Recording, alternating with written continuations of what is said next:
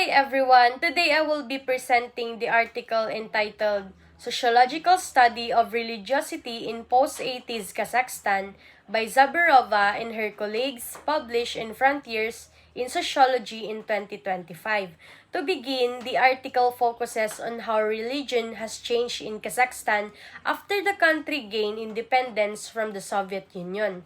During the Soviet period, atheism was strongly promoted and religious practices were restricted. After independence, however, religion, particularly the Islam, began to re-emerge. Because of this shift, the researchers wanted to understand whether religion has become an important part of people's everyday lives or if it mainly serves as a cultural identity. To answer this question, they analyzed data from 4 nationwide surveys conducted in 2024 with a total of 6,000 respondents. Moving on to the findings, the study revealed that a large majority of people in Kazakhstan consider themselves religious. However, many of them do not actively practice religion every day. Instead, they are more likely to participate such as wedding, funerals, childbirth, and circumcision. Activities like daily prayer, regularly attending or visiting mosque, or reading religious materials are much less common. In this study, the authors present social change as a gradual process rather than a sudden transformation. They explain that Kazakhstan is experiencing a religious revival after years of state atheism.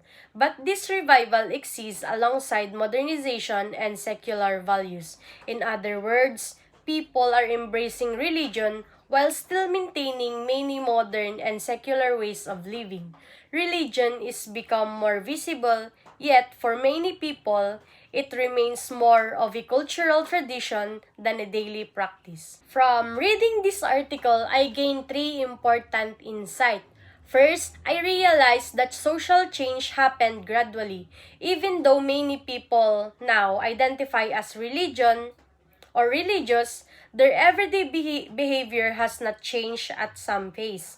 This showed that changes in identity often happen because changes in daily habits. Second, I learned that religion and culture are closely connected. In Kazakhstan, many religious traditions are practiced because they are part of the country's cultural heritage and national identity. This tells us that culture continues to influence society, even during periods of rapid social change. And finally, I learned that modernization and tradition can exist together.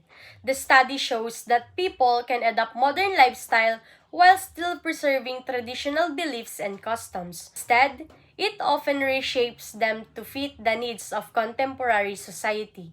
To conclude, this article demonstrates that social change is a continuous process influenced by history, culture, religion, and modernization. Kazakhstan experience reminds us that becoming more religious does not necessarily mean abandoning modern values. Instead, societies often creates a balance between tradition and change.